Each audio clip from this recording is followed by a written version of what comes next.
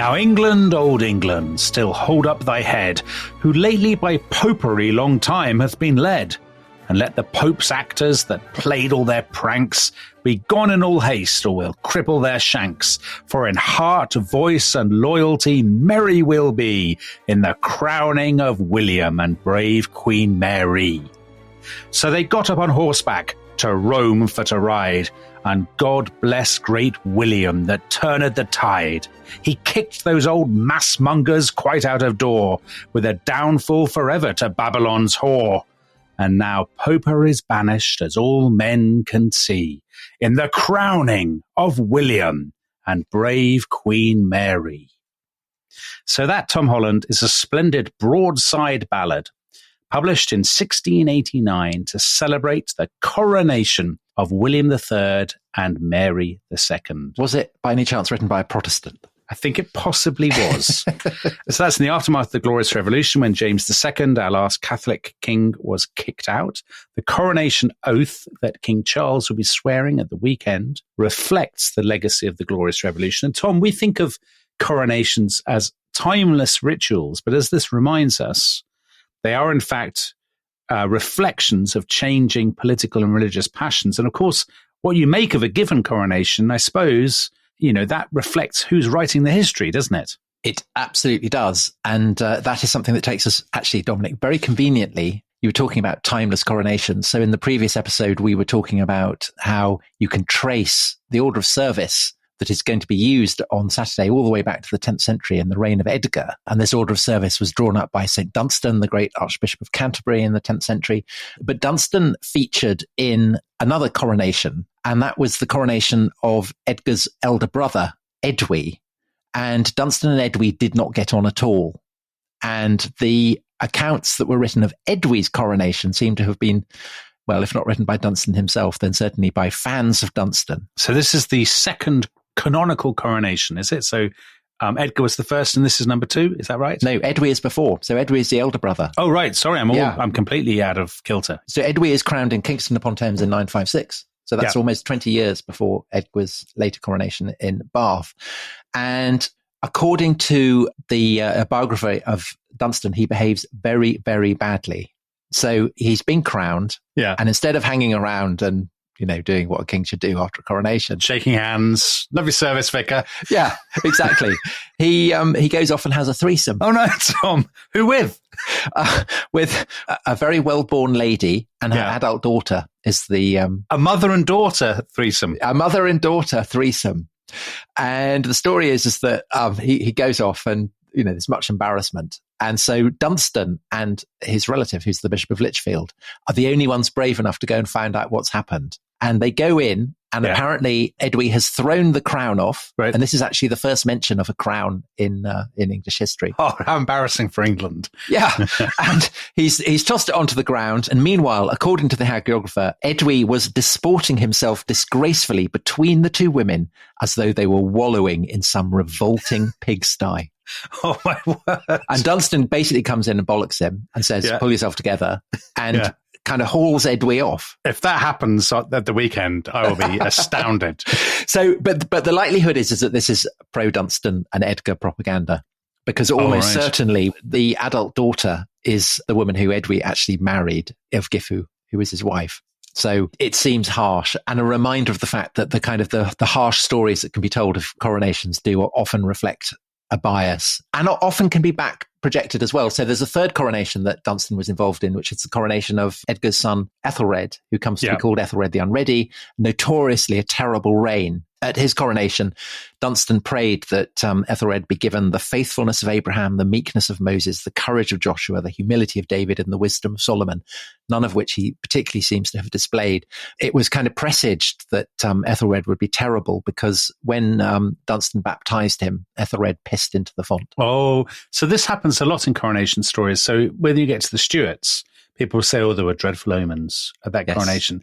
This such and such went wrong. But as we'll see, something goes wrong in most coronations. Yes. People don't turn up, or they forget the crown or whatever. I mean, again, maybe when we come to look at Shakespeare and how Shakespeare looks at coronations, this idea that the fate of the king is joined to the fate of the country is still very strong by the late Tudor, early Stuart period. So very important idea. So I suppose one thing with medieval coronations is that we actually don't know very much about most of them, do we? Because the sources are so scant. Yeah. So the one that always sticks out in my mind, Tom, and you'll tell me whether this is an accurate description or not, is William I, where basically everybody dies. Is that William the Conqueror? Is that fair?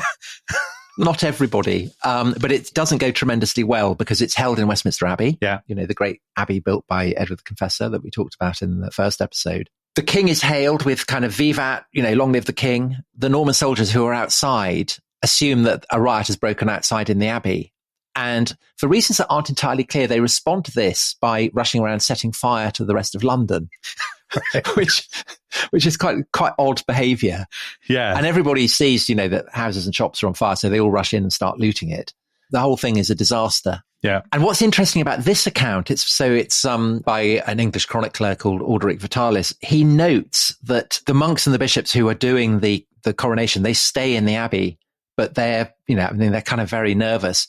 And the other person who's very nervous is William, who trembles throughout the whole thing. But that's not surprising. He's in a foreign country. He's beaten King Harold at Hastings. He's insecure, right? Which is why there are so many soldiers, guards there at all. But it's possible as well that he's trembling because he is nervous about whether God is truly blessing him. That maybe the disaster of the consecration is something that may reflect God's wrath. And that really matters to William because one of the reasons why he has so wanted to become King of England is that the consecration and anointing obviously raises him to a level almost equal to that of the King of France. Yeah. And so a century later, a canon lawyer writing in Bologna will note that properly only 4 kings are anointed at their coronation. So the King of France, King of Jerusalem, King of Sicily, and King of England. And so that is what William is after. And his coronation, to the degree that we can tell, is... it's drawing on the kind of the Anglo-Saxon rituals. That's important because he has to establish his legitimacy as an English king, but it's also very kind of imperial. So he's crowned on Christmas Day as Charlemagne had been crowned. His crown is inspired by Byzantine examples. So you remember those kind of dinky little crowns the Byzantine emperors have with the pearls that kind of hang down by their cheeks. And the order of service is read in French as well as in English. So for William, the coronation is setting the seal on his great victory.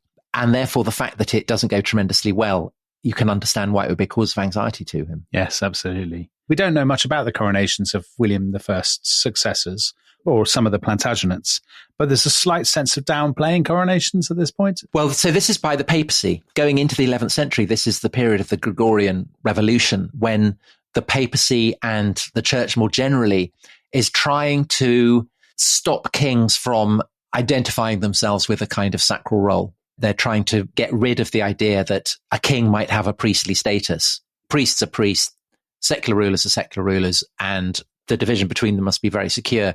And so this is a period when the church starts trying to stop kings from being anointed with chrism, which is this kind of awesome oil which can supposedly calm the sea and make fields fertile. And they start kind of proclaiming kings that they're kings by the grace of God, which is therefore to kind of heighten the role that is played by the bishop or by the archbishop. So it emphasizes the role played by the church in all this. Kings, by and large, go with this chiefly because they're kind of forced to. So Henry II, who at his coronation had insisted in being proclaimed in very, very grandiose terms, then blots his copybook by having Thomas Becket killed. Yeah. And so essentially has to kind of cede terms. Henry II's sons, Richard I and John, both have calamitous coronations. Oh no, what happens? Well, so Richard I's coronation, there's another riot because there are Jews in the audience outside Westminster Abbey and they try to come in, right? And this precipitates a massive riot. And once again, all the houses of London get set on fire. Okay. So there's no kind of multi-faith stuff with Richard I. No. And John disgraced himself by laughing throughout the entire coronation. Laughing out of nerves or? Who knows? I mean, that's the story. A sort of Kendall Roy figure. Yeah, very much Kendall Roy, yes. Yes. And again, probably a back projection. People looking at his disastrous reign and saying it was kind of presaged. Right. One of the things that's really striking about the relationship of kings to their coronation is that it's often the kings who are in the weakest position who are understandably keenest on making the coronation as grand and imposing as possible. Yeah. So John's reign is so disastrous that he ends up losing all the crown jewels in the wash. Oh, yes, famously. And then he dies, leaving his son, Henry, who is only 9 years old when he becomes king. And he can't go and be crowned in Westminster Abbey because it's occupied by the French, who have sent over the Dauphin Louis to become king. And, for a while, it looks as though a French king may replace the House of Plantagenet altogether on the throne of England. So desperate straits, and the lords and the backers of the young king, Henry III, have him crowned as urgently as they can. And they do that in the great Abbey of Gloucester that will in due course become the Cathedral of Gloucester. And because John has lost all the crown jewels, Henry III has to be crowned with his mother's crown. Oh, my word. So in every respect, this is not a great coronation. It's not a great coronation. And Henry is so upset by this that he asks for a papal dispensation when in due course the whole of England has been recaptured and he is undisputed king of England. He asks for a special papal dispensation to be crowned and anointed again in Westminster Abbey. So he had 2 coronations. He had 2 coronations, yeah. A bit like Charles II had, as we'll discover, he had 2 coronations, didn't he? The first 3 Stuarts all have, they're the kings of Scotland as well as England, and so they're crowned in Scotland as well as England. This is slightly different because by and large you can't have 2 anointings because the anointing is so, it's so freighted with holiness that you can't do it twice. Yeah. But Henry does get this special dispensation. And having been crowned in Westminster Abbey, he then redevelops it. So it's Henry III who basically builds the Abbey as it stands now and is clearly, very keen that he have a stage commensurate with the grandeur of his position, having been so close to total ruin. So after Henry III, pretty much all his successors, I think I'm right in saying, with just a couple of exceptions, are crowned in Westminster Abbey, aren't they? Right. So Edward V, who's one of the princes in the Tower. Yeah. He doesn't because he gets killed. Yes. And Edward VIII doesn't because he abdicates before he becomes king, but all the others get crowned in Westminster Abbey. But what happens with, for example, so Richard II, he's a Plantagenet, but he's booted out by Henry IV, who is a usurper. So presumably his coronation is a pretty big deal for him because he needs to assert his legitimacy. They start to invent various stories that kind of serve to leverage the awesome quality of the ritual that is being performed at the coronation. So Henry IV is anointed with an oil that supposedly, it's the subject of a prophecy by Thomas Becket, the martyred Archbishop of Canterbury. Who I played on stage. Yes, the Virgin Mary had appeared to him while he was in exile, kind of hiding from Henry II, and presented him with this eagle made of gold. And inside there was a stone flask, and it was filled with this incredibly holy oil. And the Virgin told Thomas that at some future point, this oil would be used for a wonderful new king who would be coming. This is the oil that is used in the coronation of Henry IV. So it's this idea that Henry IV isn't a usurper at all. He is the fulfillment of a prophecy, like Aragorn or something. Because if he's got this fancy oil, exactly, that's definitely a sign that he's legitimate. And then with Henry V, this story gets kind of elaborated, and it gets said that furthermore, the king who will be anointed with this holy oil of St. Thomas will go on to reconquer Normandy and Aquitaine, which is what Henry V then goes on to do. So fancy that. Wow. Who would have thought that? So this story is definitely true. I mean, yes, undoubtedly. Absolutely. So I think you can absolutely see there that kings who feel that the foundations of their power are unstable really enjoy beefing up coronation rituals and stories to try and solidify their sense of legitimacy. But then what do you do, Tom, when you have a king who can't even speak?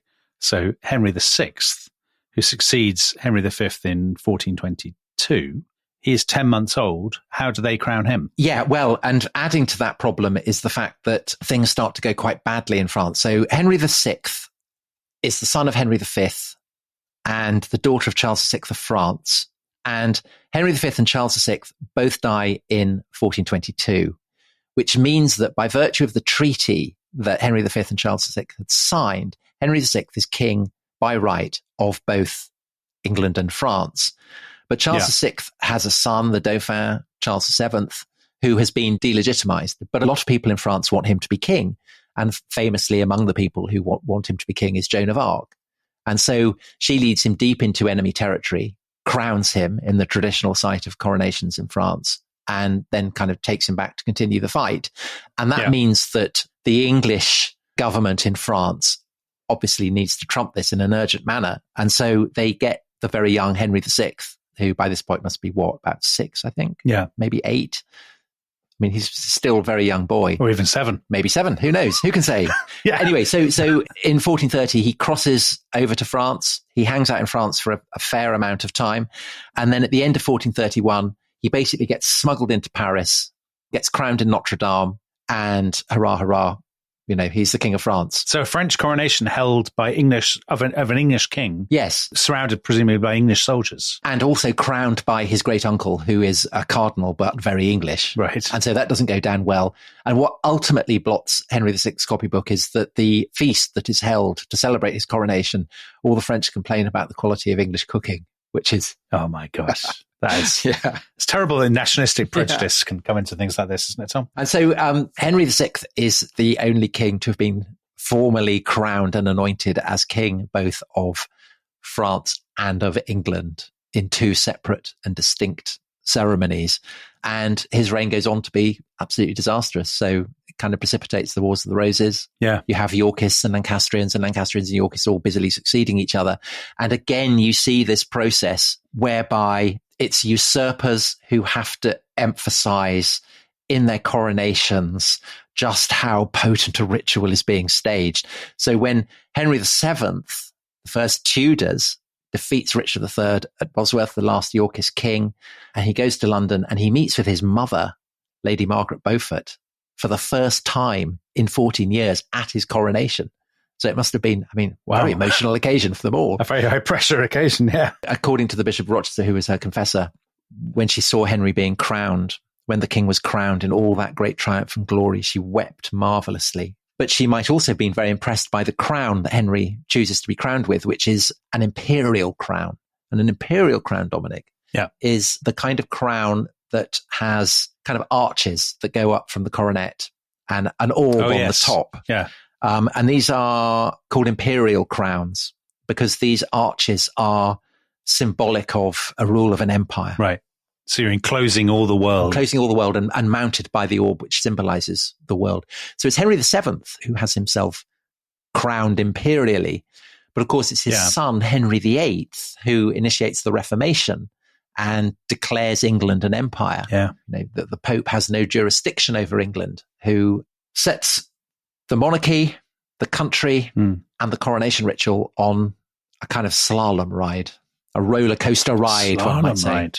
Kind of veering all over the place ideologically. Those are 2 very different things, a roller coaster and a slalom. So, you know what I mean? Okay, I do know what you mean. Well, Henry VIII's coronation, we'll just do that because it's the last pre-Reformation coronation, isn't it? So that's 1509. We do have descriptions of that. So the closer we get in time to the present day, the more lavish the descriptions of coronations. So we know that Henry VIII, so he's married Catherine of Aragon. He's decided to marry her just beforehand because he needs a bride straight away.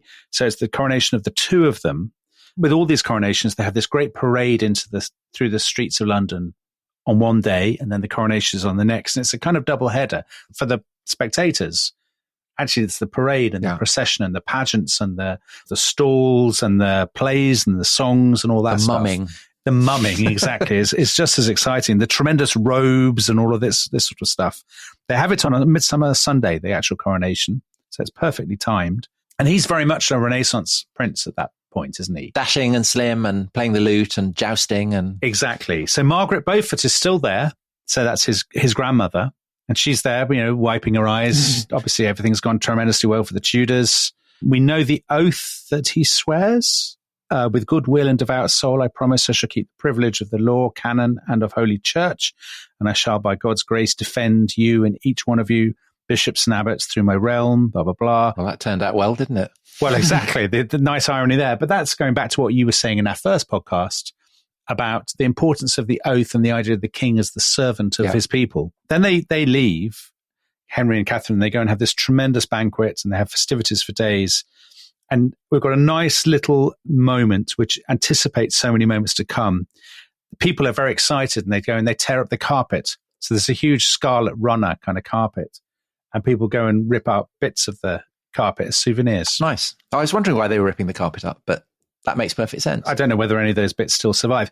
One last thing about Henry VIII. Henry VIII also does something very unusual. He has Anne Boleyn crowned in 1533. Why is that unusual? I thought queens were being crowned. Yeah, but normally you don't then marry a queen later on. Oh, I see. Of course, yes. So she's crowned separately. Yes. So she has a separate coronation. Now, that doesn't normally happen. She has a separate coronation presided over by Thomas Cranmer. So the Reformation is now underway, the break with Rome. With hilarious consequences. Well, not hilarious for Anne Boleyn, because unlike with Catherine of Aragon, where everyone's delighted to see Catherine of Aragon, they're very displeased to see Anne Boleyn. And she complains to Henry afterwards and says, sorted out. Nobody cheered. No, not enough cheers. So, and we all know what happened to her, Tom. Nothing good. Nothing good. So let's come back after the break and do more Tudor coronations. And then we get into the Stuarts and it all really starts to kick off. Brilliant. Look forward to that. This episode is brought to you by Rocket Money. Tom, we often talk about how to organise our finances. I'm very conscious that I'm paying for a lot of mad subscriptions. And there's one thing that we've talked about often on this show. It's the thing that we probably hate more than any other, and it's a hidden fee. I would love to get my finances under control. There are all these things piling up on our bank statements, and I think I need to fix this problem. I need to sort this out and to stop this. I mean, my finances are so chaotic that I need this app. So I'll tell you what it is. It's called Rocket Money. It's a personal finance app that helps find and cancel your unwanted subscriptions. It monitors your spending and it helps to lower your bills so that you can grow your savings. With Rocket Money, you can track all of your subscriptions and you can easily cancel within the app with just a few taps, saving you time, avoiding charges. And you can also set budgets and goals and get personalized insights and regular reports to track how you're doing. They will even send you real-time alerts for large transactions, upcoming bills, refunds, and even low balances. So let Rocket Money help you reach your financial goals faster. Join at rocketmoney.com/ishistory. That's rocketmoney.com/ishistory. rocketmoney.com/ishistory.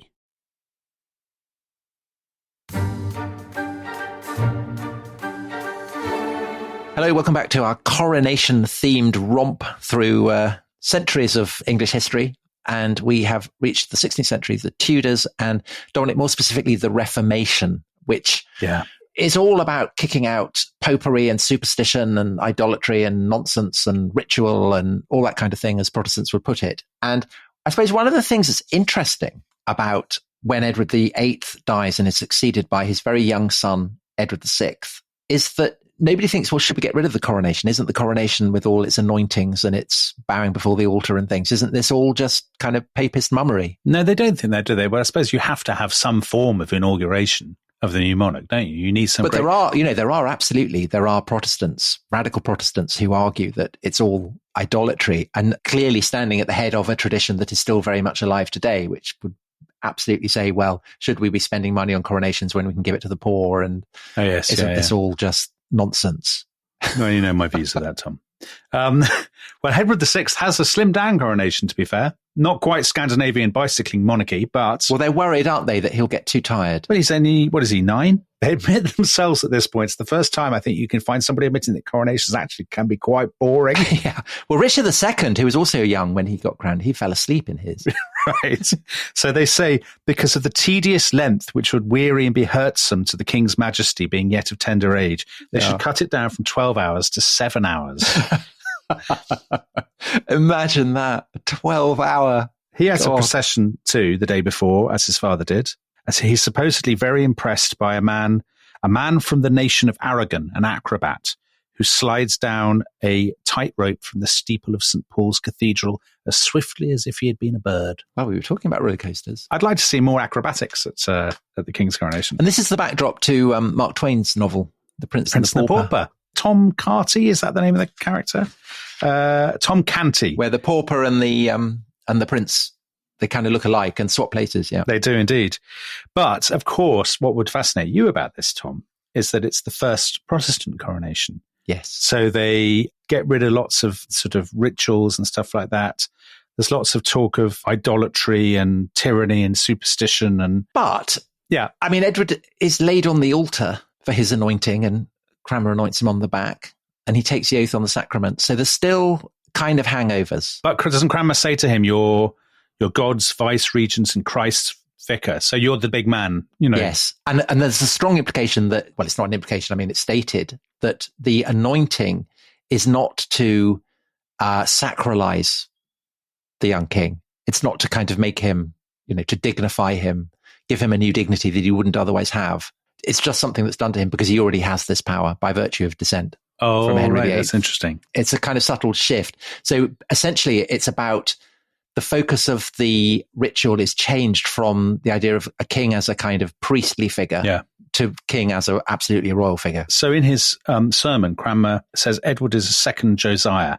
I'm ashamed to admit I don't really know what Josiah did. So Josiah is the young king who overthrows idols in the Old Testament. There you go. Because he says, we look forward to you having the tyranny of the bishops of Rome banished from your subjects and images removed. Yes. Which, of course, then happens, doesn't it? So again, I mean, that's an example of how kings in Christian Europe look to Old Testament kings for exemplars. But, of course, Edward doesn't last very long.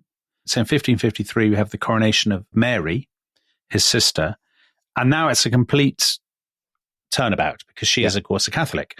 So she has the sermon. This is given by the Bishop of Chichester, a man called George Day. And he had been in prison under Edward VI. He had been in prison for arguing about altars and prayer books. He'd been in the Fleet prison. Mary lets him out. The Archbishop of Canterbury, Thomas Cranmer, by contrast, is in prison. And will shortly be in a fire. Yes, will shortly be burned, exactly.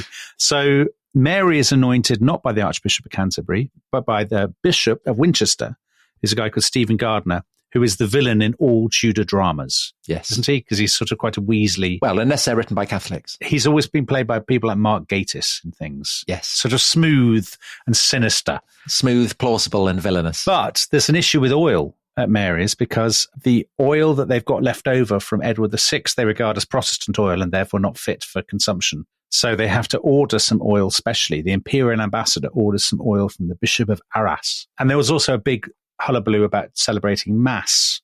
You know, it's the absolute centre part of Mary's coronation. Well, it's interesting about the oil because when, in due course, Mary dies and gets succeeded by her sister Elizabeth, who is the daughter of Anne Boleyn and a Protestant, the oil that's used for her is rancid. It's gone off. Rancid oil? Yeah. But what is the oil? Tom, this is the key question.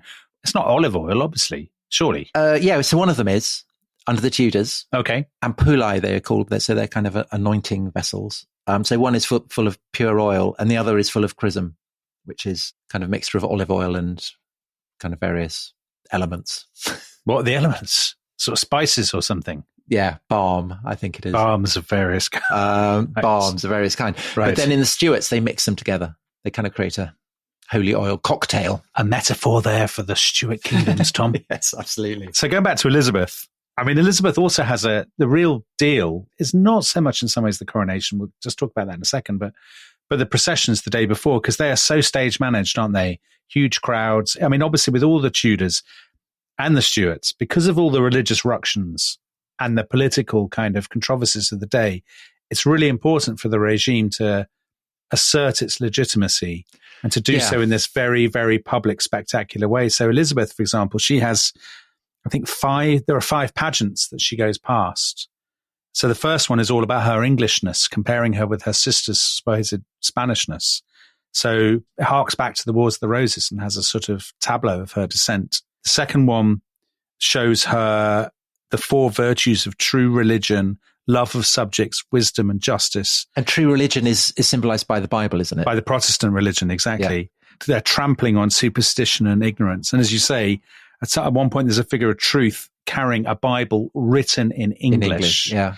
And actually Truth presents the Bible to Elizabeth as she passes and she kisses it and all the crowd cheer and say, you know, hurrah for the true faith, all this kind of thing. As they presumably... Throwing their caps in the air. Throwing their caps in the air as presumably they've been paid to do. I mean, that's the thing with all these.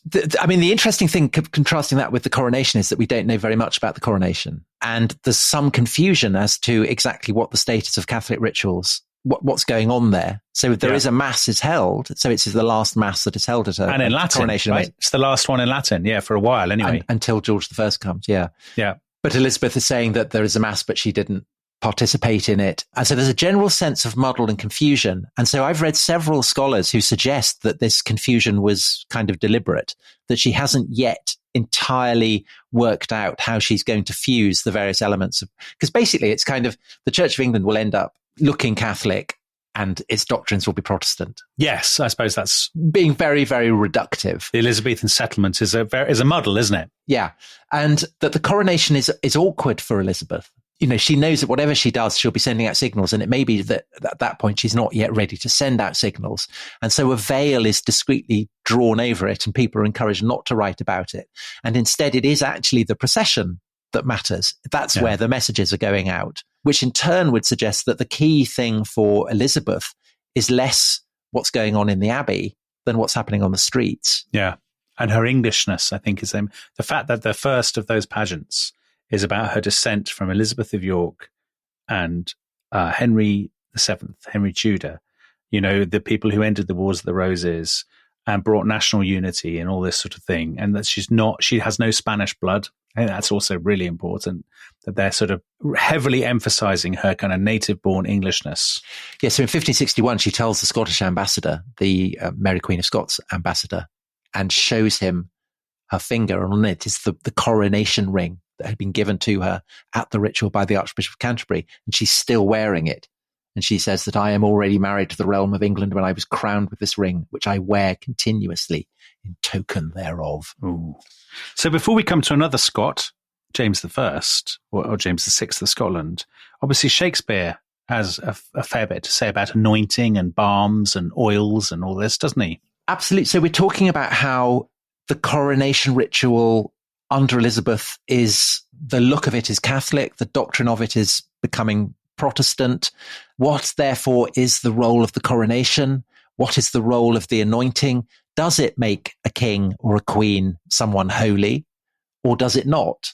And Shakespeare's history plays relentlessly explore that issue. So Shakespeare writes a play about Richard II, who gets deposed by Henry IV, and has probably the most famous expression of this idea that an anointing transfigures the person to whom it's done. So not all the waters in the rough Rood Sea, Richard II says, can wash the balm off an anointed king. But of course, Richard II does end up deposed. Yeah. And in fact, at one point, when the Earl of Essex is staging his rebellion and he pays for Richard II to be staged, Elizabeth says, I am Richard II. No, you're not that. So she's very alert to the kind of political implications of these historical stories and the way that Shakespeare is framing it. But of course, Shakespeare is absolutely still alert to this idea that a king or queen who is anointed, thereby, in a way, his or her fate will determine the fate of the kingdom. So whether that's in Richard II, where all kinds of terrible things are reported, or Macbeth or whatever, that idea is really fundamental. But at the same time, you're getting the idea that is actually expressed by Henry V in the play named after him, that, that all the crown and the mace and the robes and the swords and the scepters and things are really nothing, that what matters is the man within. Yeah, because he calls it the farcid title running for the king.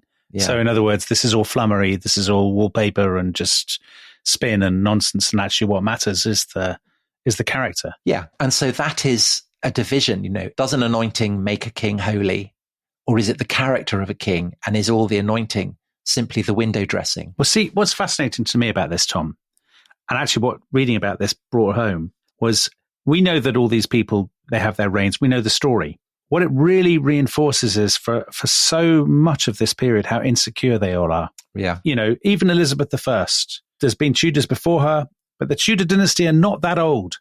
And there's that insecurity, right. There's the anxiety, there's the need for massive security often, massive spectacles, the propaganda, all that. And doesn't that shed a kind of interesting light on the 17th century in a way that I'd never thought of before?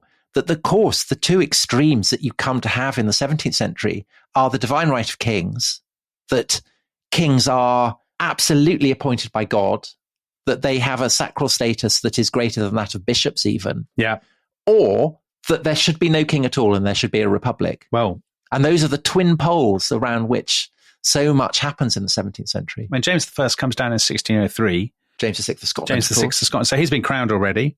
Massive security. So we know that he pays 500 soldiers. They're paid 8p a day to guard against tumults and disorder in Westminster. Because, of course, there's a lot of anxiety. How will the English crowds put up with, admittedly a Protestant, admittedly of royal blood, but a Scottish king? So he's come south with his wife, Anne of Denmark. Right from the beginning, there's a degree of sort of trouble and disappointment because there's an outbreak of plague in London. So the procession is hugely cut down.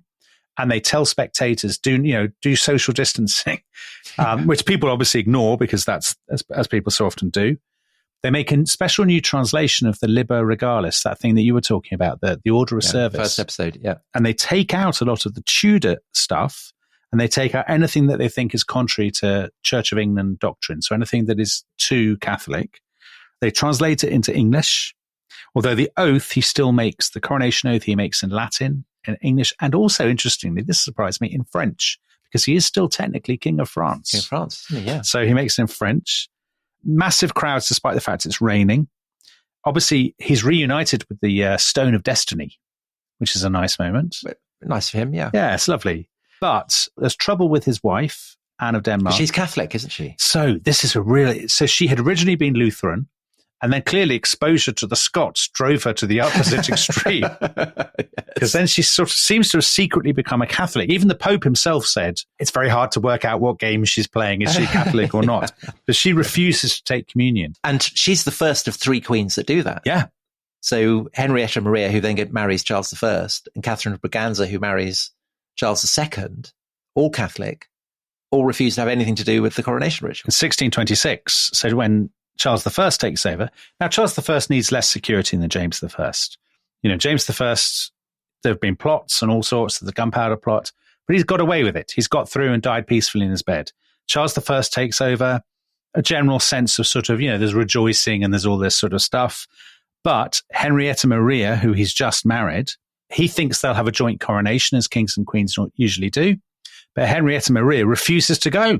She watches because she's a strict Catholic. She says, I'm not doing any of this Protestant nonsense. So she just watches, apparently, from a window while he is crowned. Well, she wouldn't want anything to do with heresy, would she? So we were talking about omens. There are all stories now told about Charles I's coronation. And do these date to after 1649? Of course. Yeah, I found them in a Victorian book. So there's some sort of golden dove that is part of the regalia. Oh, very sinister. And a wing breaks off and falls to the floor with a clatter. The dove from above. I read in this Victorian book, it says, the Bishop of Carlisle, Richard Senhouse, made an inexcusable blunder, Tom. Oh, no. He took as the text of his coronation sermon, "Be thou faithful unto death, and I will give thee a crown of life." Mm. See, I don't see that as an inexcusable blunder because I don't really know what that means. But anyway, he'll be martyred. Presumably this was an anticipation of martyrdom, but also the thing, Charles was later regarded to have worn the wrong clothes. Oh. So he turned up in a suit of white satin, and of course he wears a white shirt on the day of his execution when it is also snowing and very cold. Wow. So eagle-eyed observers could see that no good would come of this white suit.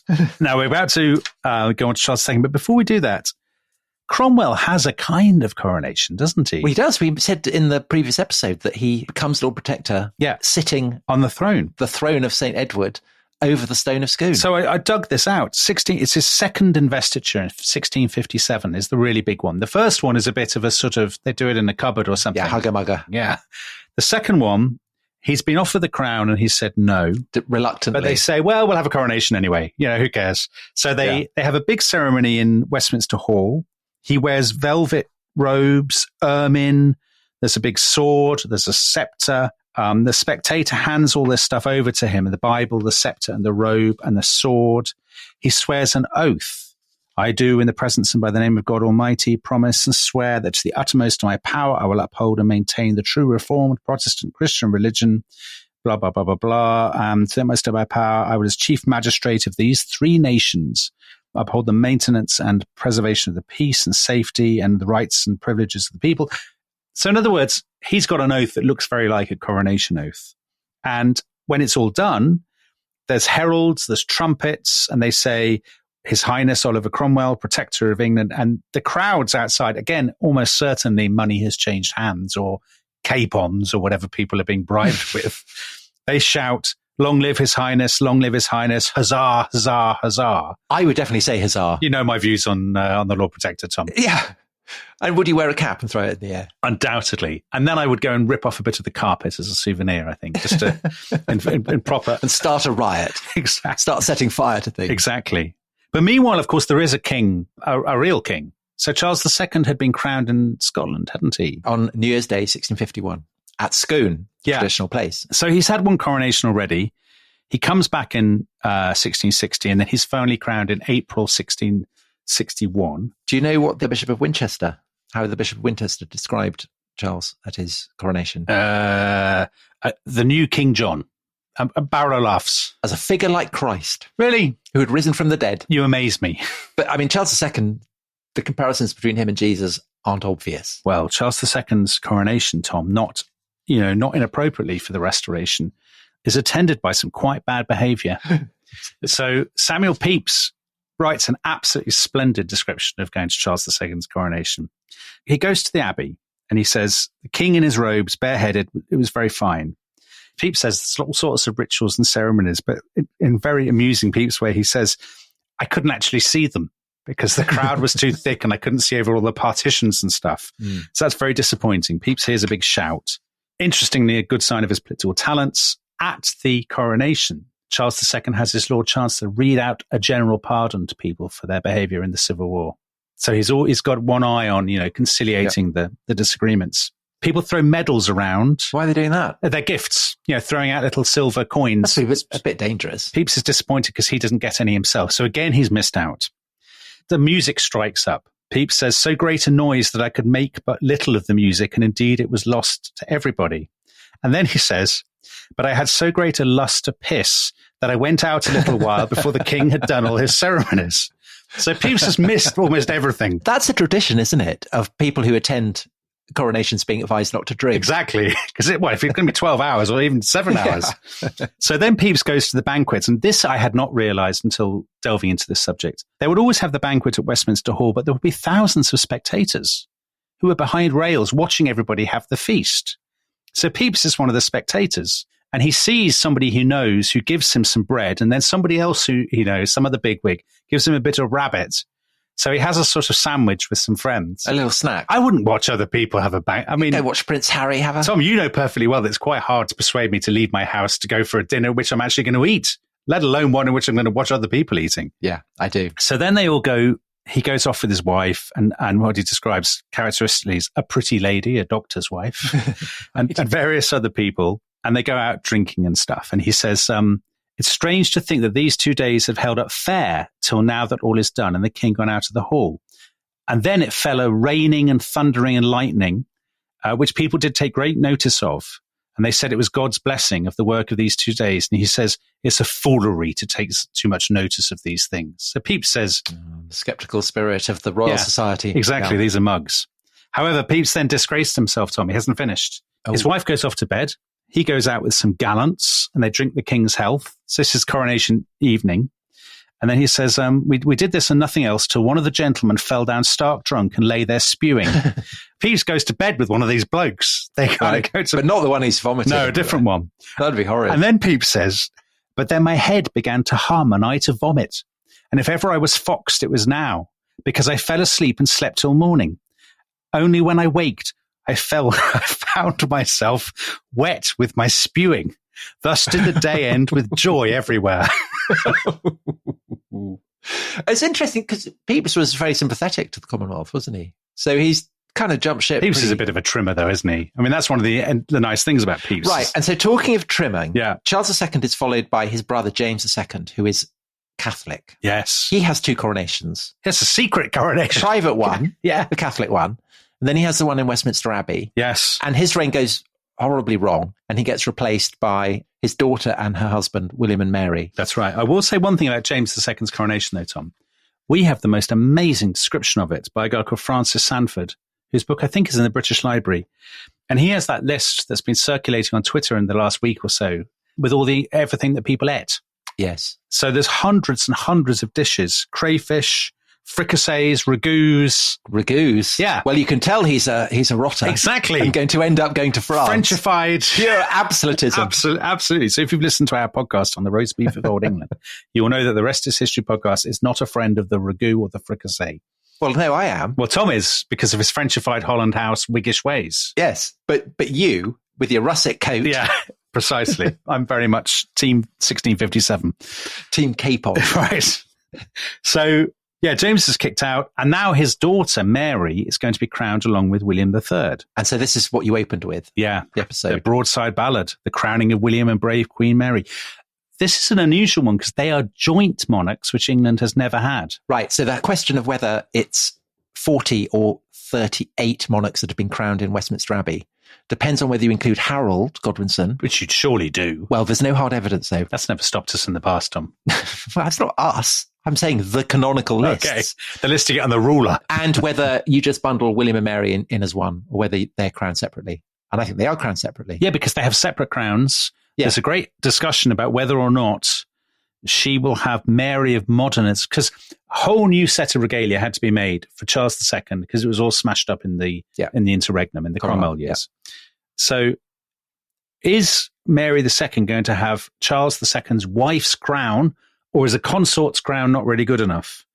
And actually, at first people say consort's crown's not good enough, but they basically run out of time and money. Part because it's been the Glorious Revolution, there's a real rush to have the coronation to establish their legitimacy. So they say, listen, stop faffing around with the crowns, just get on and crown them. So she does have basically a bit of a sort of...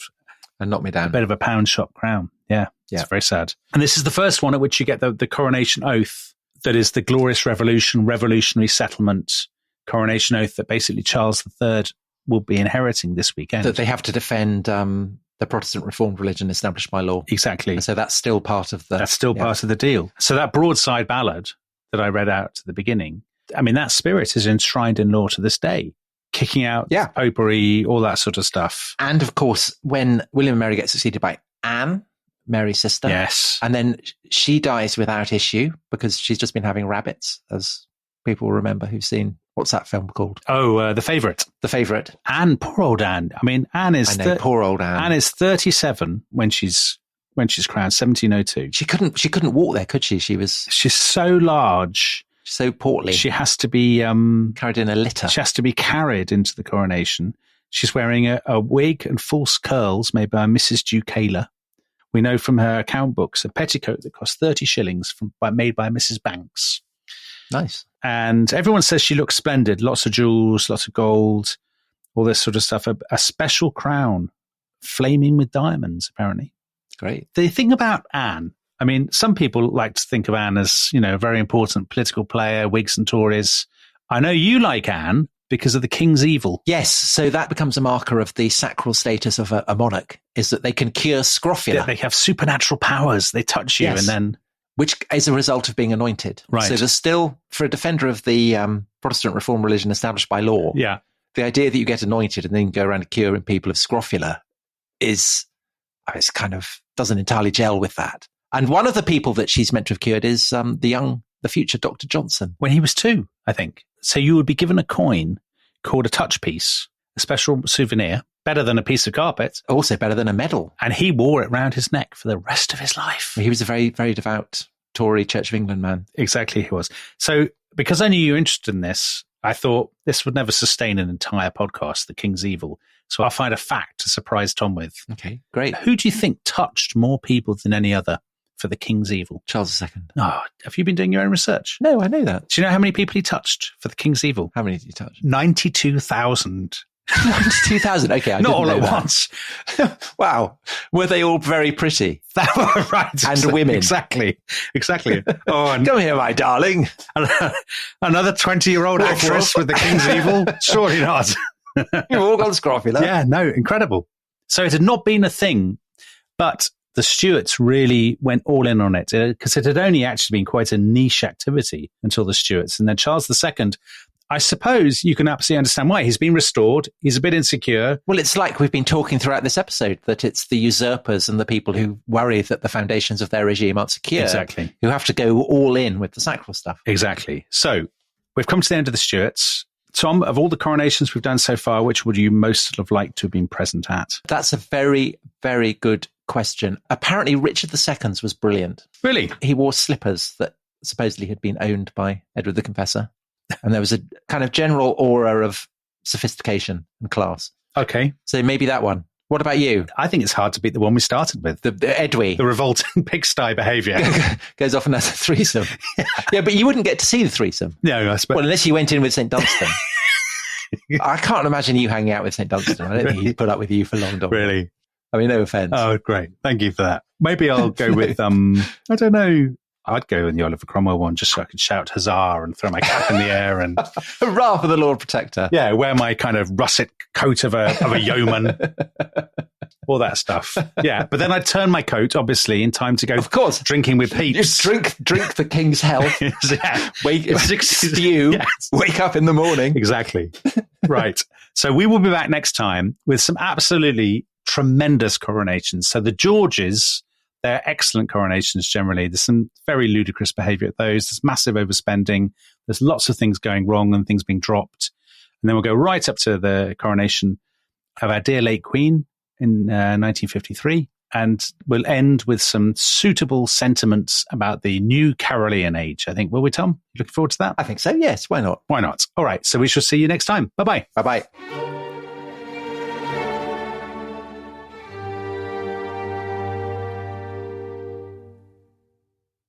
Thanks for listening to The Rest is History. For bonus episodes, early access, ad-free listening, and access to our chat community, please sign up at restishistorypod.com. That's restishistorypod.com.